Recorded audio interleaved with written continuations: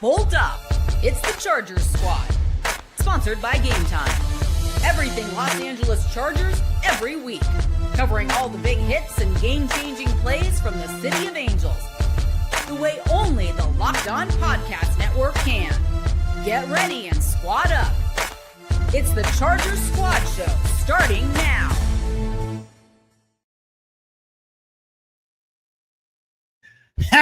How about that, Kenjon?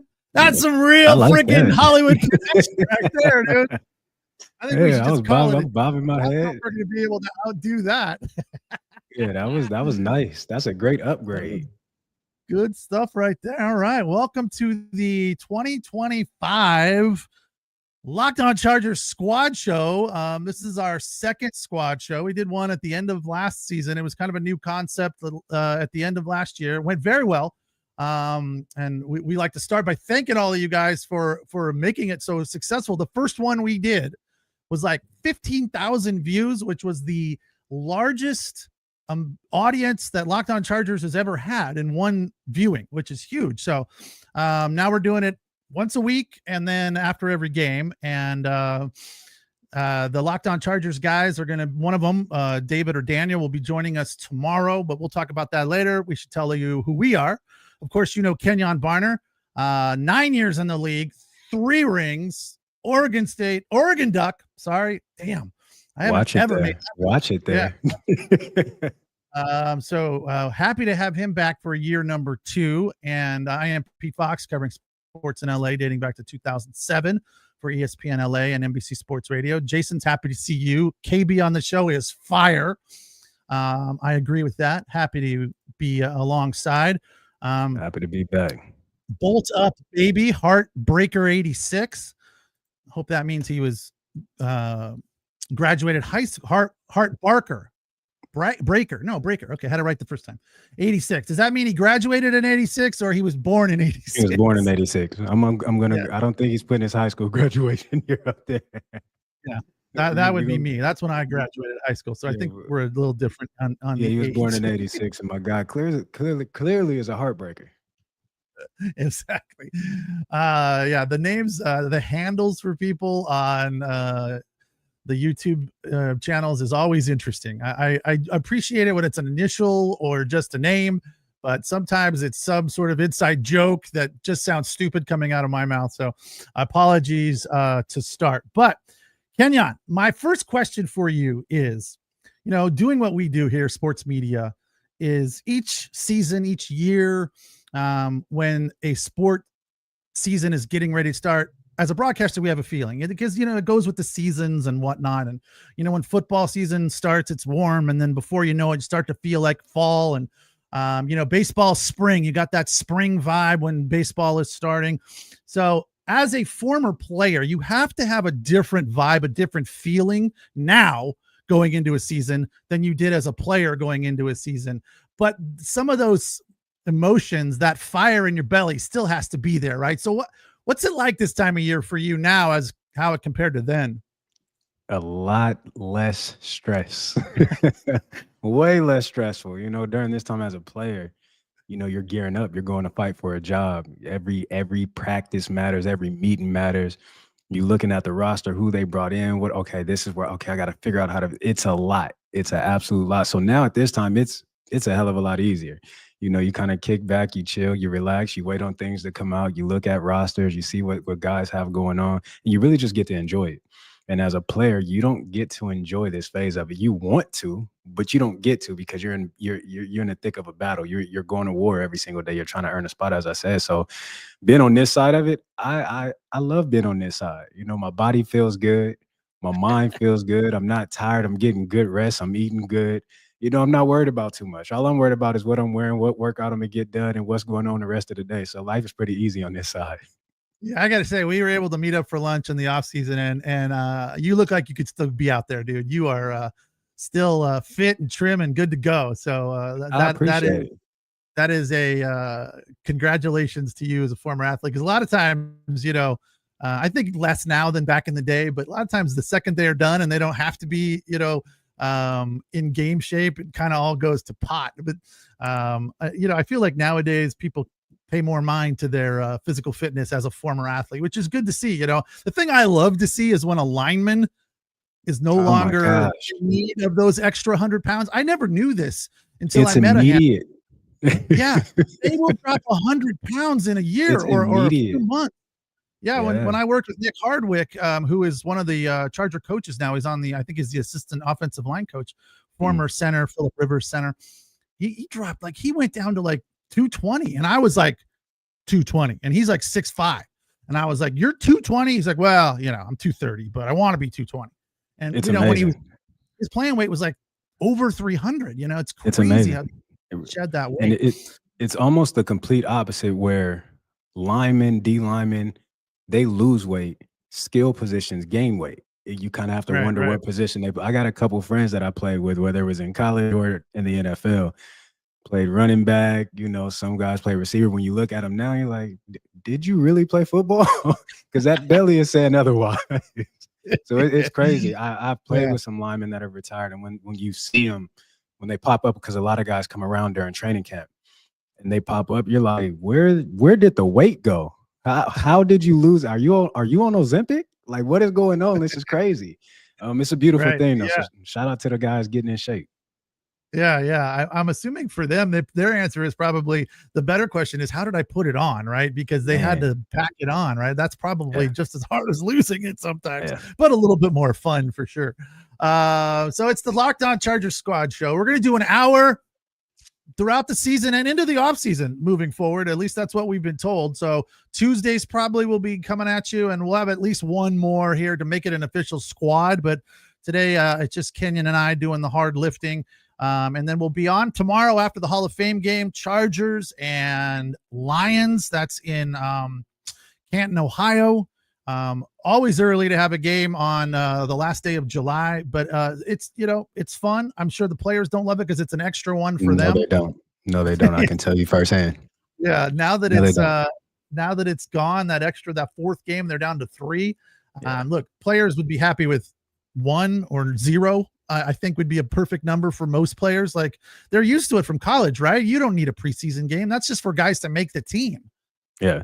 But now, so with the NFL, for guys who aren't solidified on a roster, you got to embrace this moment. You got to enjoy this moment, because this is another opportunity that other teams don't get for scouts to see you. So for guys who are trying to earn a spot, guys who are on the bubble, this is showtime for you, because in this Hall of Fame game, vets may play 2 plays and they're done. Maybe, if they even play. I remember I was with the Falcons in 2019, and we played in the Hall of Fame game, and not a single vet played. It was like, all right, all the young guys are going to go out there and get it done.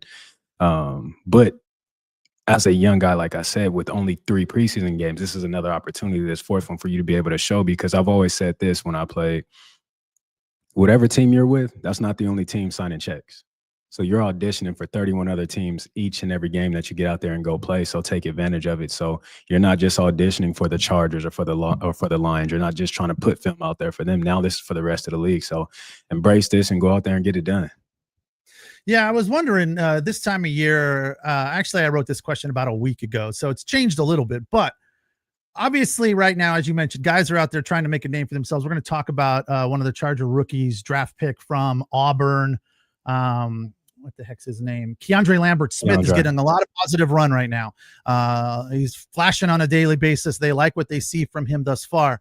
But when you're out there, when you're trying to earn a spot, obviously you got the pedal down, right? I'm going 100% every time.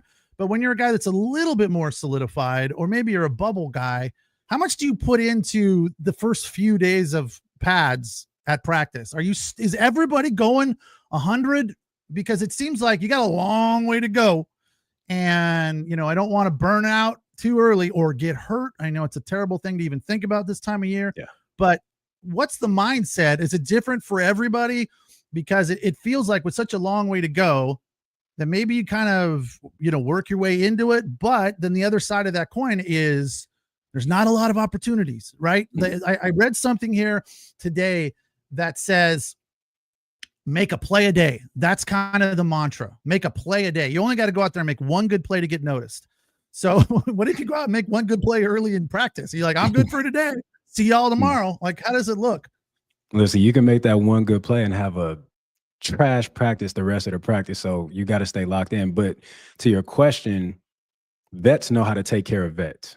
It's the young guys that come in that don't know how to practice yet at the NFL level. Now, when you're going through OTAs and all that, you're kind of figuring out as you're watching, okay, these are the do's and don'ts.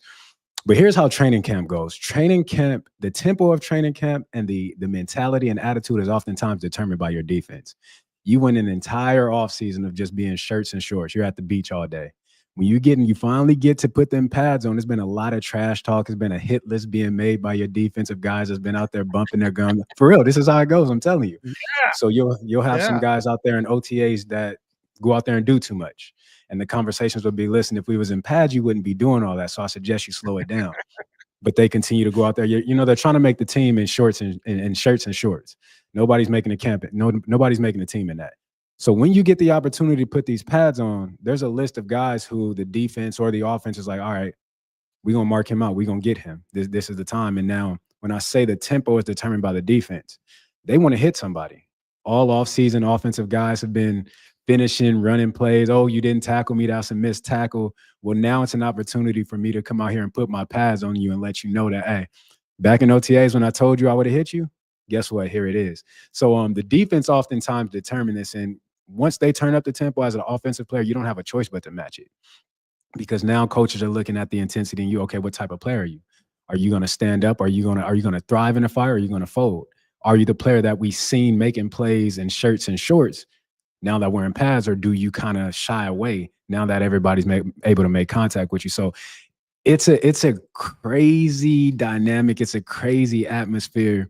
But also, like I said earlier, this is where the team is made. So I can't guys that are solidified in the roster, guys that know they're going to be there. They're still coming out, they're still performing, but they know they're going to be there. Everybody else that's new to the team, the guys that are on the bubble, they absolutely have to come out and perform each and every single day because nobody knows you here. You've done nothing that would make us say, okay, he'll do it in a game. The guys that have been here and the guys that have performed at the highest level when the lights were on, we know what they'll do. So everybody has to come out here and show something. Yeah, like Keandre Lambert-Smith, 5th rounder out of Auburn. Mike Williams retiring is kind of opening the door for some guys. So I want to talk about Mike Williams. So first I want to get into Keandre because he's making waves at camp. There's a lot of talk about him. Tell me what it's like when you start camp, like go back kind of the beginning of your career. When you start camp and you got that momentum, you found it early, right? What's it like playing with that confidence, making people notice you? Obviously, when a ball is rolling downhill, it's a lot easier to keep it going than when you don't have it, like when you're trying to find it. But once he's found it, and it's also funny to me what it takes to get someone noticed, right? Because they had some videos that were out on Twitter, and he was just running a little post route, made a catch. I was like, okay, what? It was like it was something, right? He made a catch, right? Ran a nice post route, had a little bit of coverage on. There was some hand fighting going on, but it wasn't anything spectacular. He wasn't, one hand and pulling it in or diving or anything. It was just a nice little pass on a post route. So obviously that's enough. That's all it takes. But once you got that momentum, it's a lot easier to keep it up than to try and find it, right? Absolutely. I'll use myself as an example. When I came into the Carolina Panthers in 2013, I had all the confidence in the world, had a great mini camp, put on an absolute show. But slowly but surely, my confidence started to decrease as I started to make mistakes.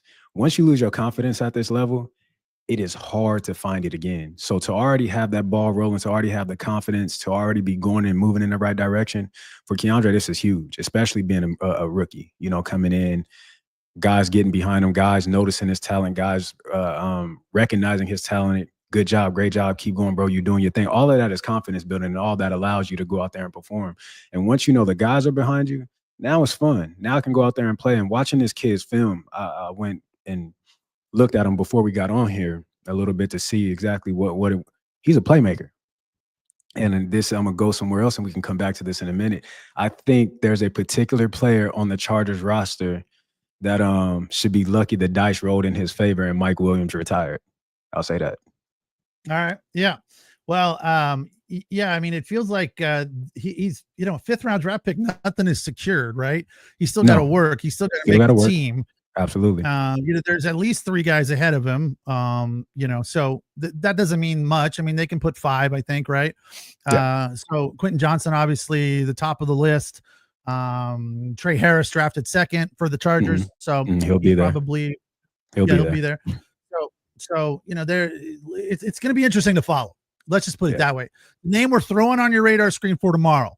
Make sure you pay attention to what's going on with Keandre Lambert-Smith out of Auburn, because a lot of people are liking what they're seeing from him thus far. And I want to let's talk about Mike Williams real quick before the break, because I was blown away by that. It was kind of out of nowhere, right? And because he was I read a story that he was, he came back to the Chargers. They were happy to have him back. He was on the PUP list or something. He was hurt. And then a day later, I'm retiring. So was he retiring all along, or was that a impulse, instinct? What is your read on that? It's hard to read. It's impossible to read unless you're in that locker room, unless you know Mike, unless you've been around him, his situation, his circumstances, and no one knows the injury that he was dealing with. So if in his mind, as he's on the PUP list and he's off to the side, going through workouts, trying to get back, going through therapy, in his mind, he's feeling like, I don't feel like myself. I don't think I'm going to get back to being able to be Mike. Then I understand it. But if this was just, get here, get a bag, get some money, and then get out of here, it's hard to get a read on it. You have to give everybody the benefit of the doubt. That's the bottom line. And so I had the opportunity to be there when it was still the San Diego Chargers with Mike. I don't see Mike as being that kind of dude that's trying to get over on the system. If he retired, I think he has valid reasoning as to why he made that decision and why he made it so abruptly. I don't think this is something that Mike would go into and play a game of, I'm going to just do this for a temporary moment of time and then go out and make this decision that's ultimately going to impact this roster. But not if viewed the wrong way, and if something does come out where if some games be played, it impacts his legacy as a Charger. Yeah, interesting. Well, there's always weird stuff happening behind the scenes, and we can all wonder what went on there. But I think it's kind of unfortunate to see him go, but it could be a good thing to open up some space for other guys. Speaking of retiring, we're going to talk about Khalil Mack, who had talked about retiring. We'll get into that a little bit later. Joey Bosa no longer on the team. That's also interesting. We got a new running back room. We're going to talk about that. So we still got plenty to get into. A quarter of the way through. Kenjon Barner, Pete Fox, the Locked On Chargers Squad Show. We'll be right back to keep digging into the Chargers as they get ready for the Hall of Fame game tomorrow against the Lions in Canton.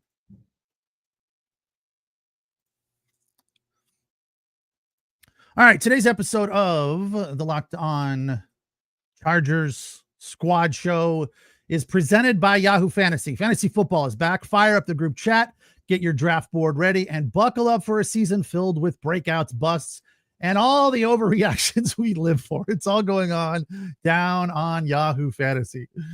People that are into fantasy, and I'm not one of them. I tried. I will be honest. I tried to do fantasy. It just wasn't my thing. But it's a big thing for sure, without a doubt. It makes life for us a little bit harder sometimes because a lot of people in the comments are experienced fantasy people, and they think if they weren't working at a desk, they could be coaching in the NFL. Well, those are the people we need for Yahoo Fantasy. Are you playing on Yahoo Fantasy? And you should if you're not. All right. You're a first timer or a veteran making your millionth league. Celebrate 28 years of fantasy greatness. Yahoo Fantasy is dropping 28 big new features over the next 28 days, giving you more ways to play, more ways to draft, and more ways to win. It all begins August 4th. Stay tuned and get started by creating or joining a Yahoo Fantasy Football League at yahoofantasy.com/LockedOnNFL. That's yahoofantasy.com/LockedOnNFL. And let's make this fantasy season the best one yet.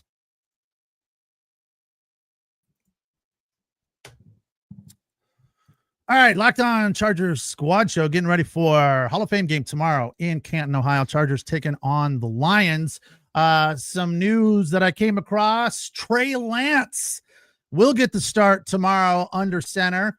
Trey Lance is I feel like a huge question mark, huge enigma for the Chargers. It feels like the upside is huge because he's been pretty bad over his first 4 years, had some injuries, but he's got something to prove. And I feel like that's a good thing for the Chargers. Here's his line over his 4-year career. 2 years with Dallas, didn't do much there at all. 2 years with San Francisco as the 3rd overall pick out of North Dakota State. 5 starts, a 2-3 record, 12 total appearances, just over 1,000 yards, 5 touchdowns, 4 interceptions. So to say that his career has not gone the way that he thought it would, or really anyone else thought it would, 4 seasons in is an understatement. Well, here's the thing about first-round draft picks. You're going to get every opportunity to get it wrong before you get it right. They're going to consistently, because you're a first-round draft pick, they saw potential in you. They saw an upside in you. So he's going to get every chance possible to prove that he was worthy of that first-round pick and is the talent that they thought that he was or think that he is. So it'll be very interesting to see how he does in this system. But he's in a crowded room. You know, you have DJ in that room. You got Tyler or Henneke.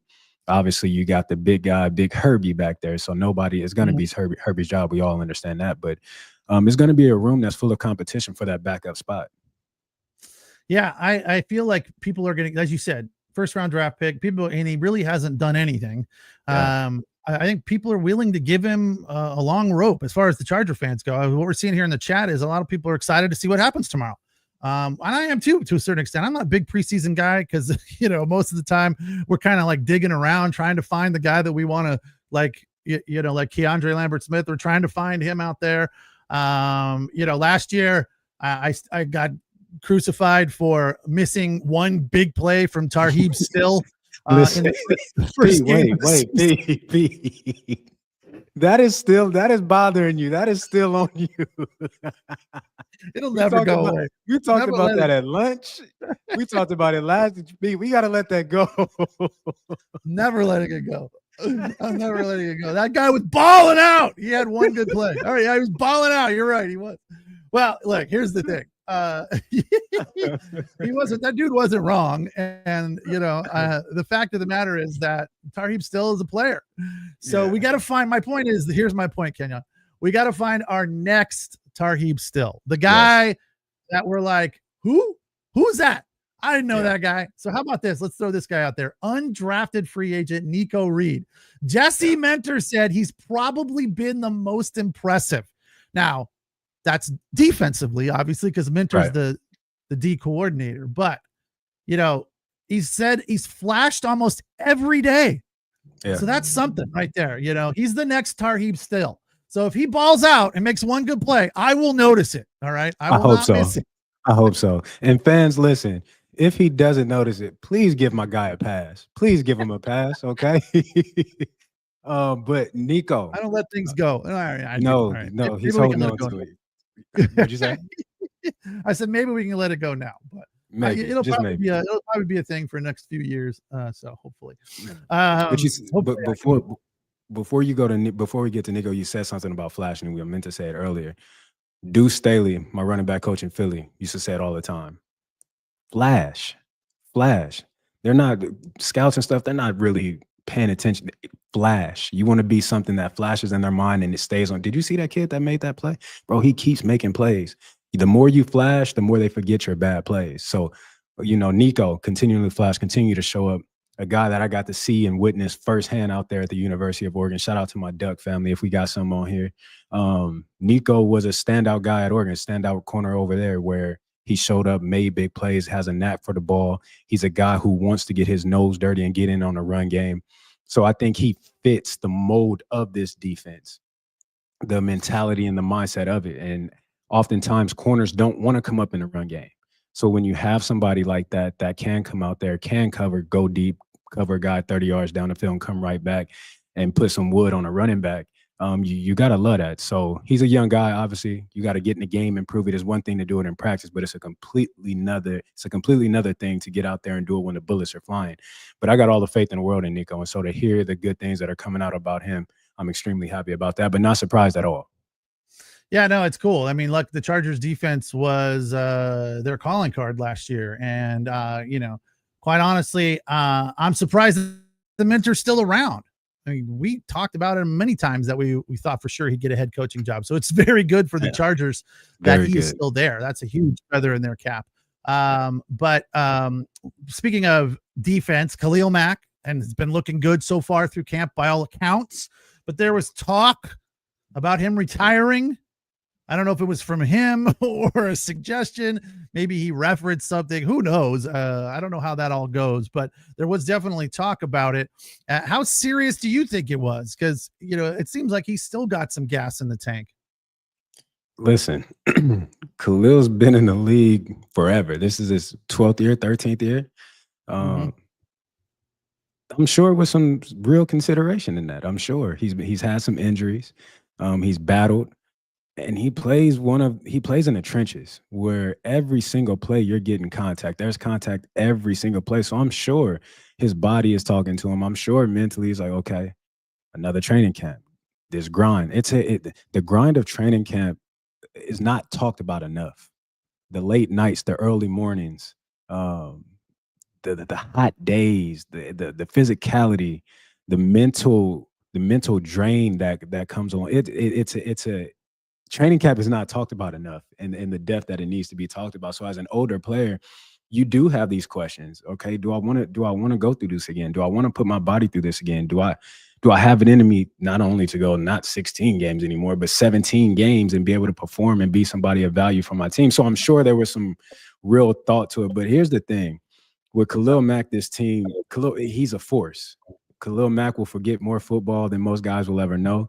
There's nothing that Khalil Mack hasn't seen from a defensive line. So he adds an obscene amount of value to this defensive line and to this defensive unit. So to have him back to teach these guys, especially with Joey not being there, you need a guy like Khalil. You need who will be the leader in that on that, in that defensive line room and on that defense. You need a guy like him. It's important to have a guy like that can lead, that can guide, that can give guys insight. Okay, let me help you with this. You need a guy like him. Speaking of Bosa, he was around for so long. It feels like it's weird to not have him around now, but I don't know that a lot of people are all that upset that he's gone until we face him. But at this point, the future is looking good without him. And, people are like, whatever, fine, let's move on. He was injured all the time anyway. So that's kind of been the read that I've heard from a lot of people. And then you look over at Tuli Tuipulotu and everyone's like, let him step in there, give him some more time. Yes. And that's great. Like on the defensive line right now is I think everyone's feeling pretty positive about where it is and not missing Joey Bosa all that much. You won't miss him until you miss him. Because at the end of the day, it's still Joey. You know what I'm saying? A healthy Joey is better than majority of the league. You know what I'm saying? So you hate to see a guy like him go because of not only what he is as a player, but what he's meant to this organization. Every player battles through injuries, and unfortunately, some guys have more than others. But let's not act like Joey wasn't a staple on this Charger defense. He wouldn't have been around for as long as he was around dealing with those injuries if he wasn't. So, Charger fans, let's not be too happy. Let's not be too mean. Let's honor who he is and what he was to this organization. But understand that if he's healthy, Joey's going to be a monster, and he's going to be a nightmare if this team has to face him. Well, it wouldn't be until the playoffs, because I thought he went to the Niners. He went to the Bills. And damn well if the Chargers face the Bills, Joey Bosa would be getting after it, right? Because that's just the way it goes, right? 1,000%. Probably have the game of his life. Exactly. So let us be lucky we're not facing the Bills. Could be in the postseason, but as of right now, there's nothing on the schedule. So on the other side of the ball, on the offensive line, we're always looking at that because we want to keep Herbie up. We want to keep him healthy. And last year was good. 3 interceptions for Herbert last year, all year, which was fantastic. Great year. But they got this Mekhi Becton guy who is a beast, right? Monster. 6'7", 363, 6th season in the league, 11th overall pick. I don't know how the Jets let him get away. I think that's where he was last. I know he was drafted by the Jets, but the bottom line is that's another positive feature for the offensive line. And it's what the Chargers need. They're going to obviously run the ball. That's what Harbaugh does. So we're going to talk about the running game here in a little bit after the next break. But right now, the line like looking good, right? You were breaking up for a little bit, Pete.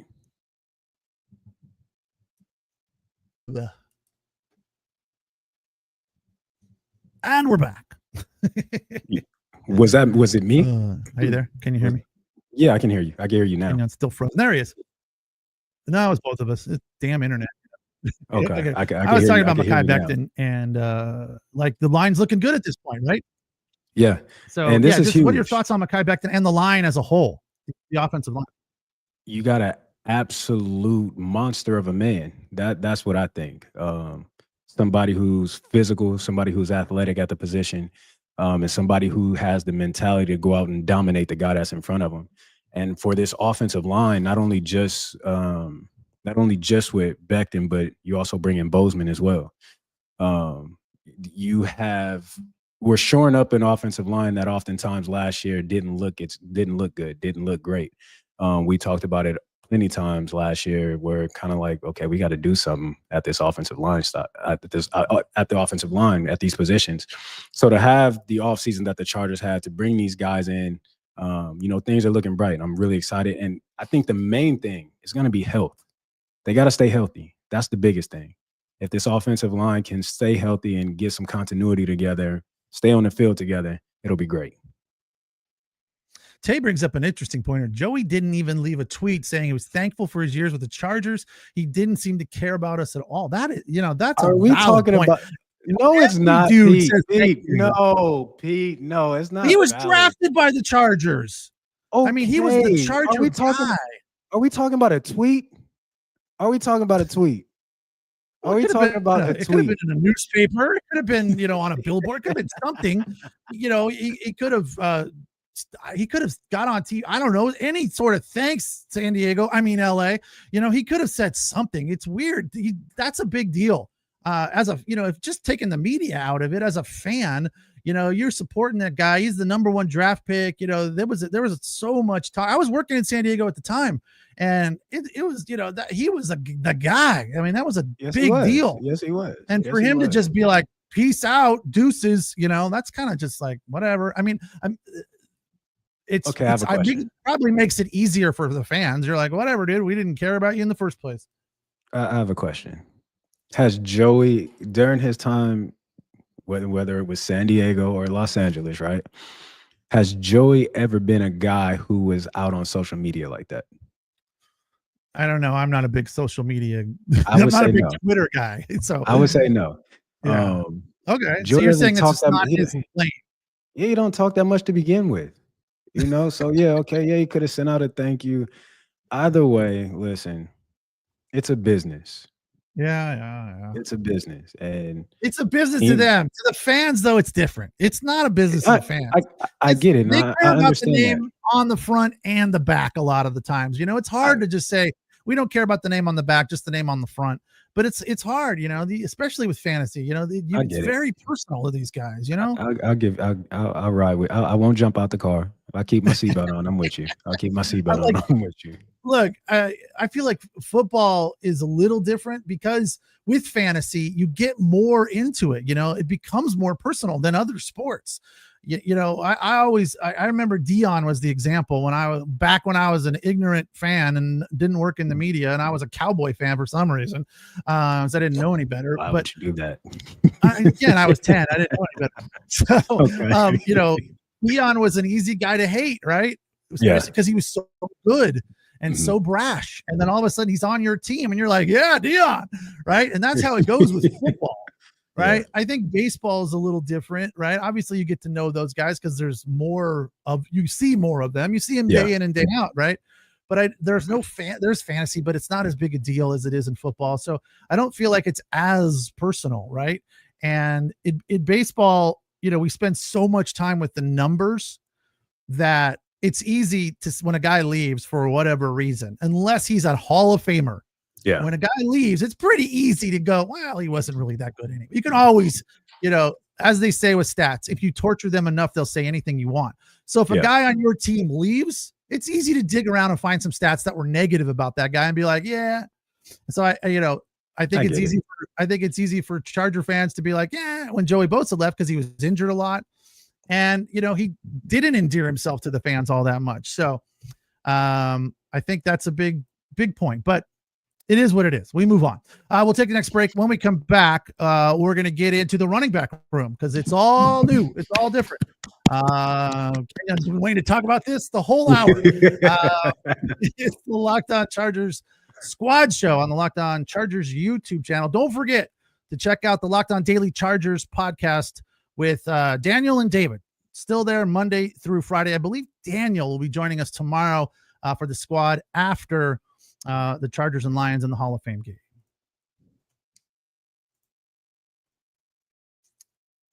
Today's episode of the Locked On Chargers Squad Show is brought to you by 5 Hour Energy. Time to fuel up and turn it up with 5 Hour Energy Transfusion.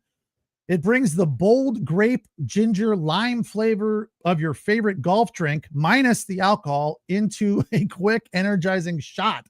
Whether you're sinking birdies or just making memories with friends, this one's a hole-in-one for every game.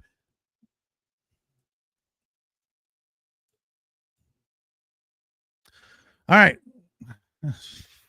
Come on. Is it? I don't know what the hell is going on.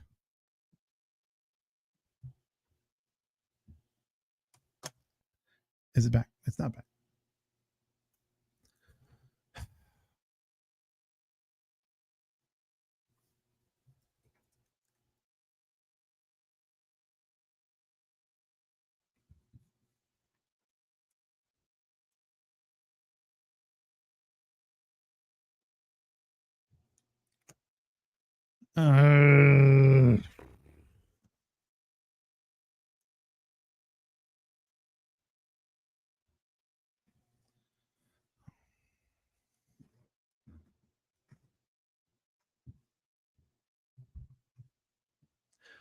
I don't know what is happening here. It is just locked out.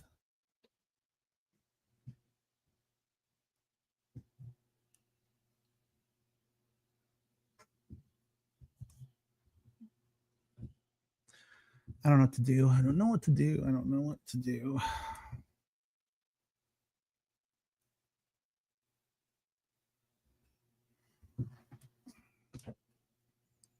Hello, hello, hello.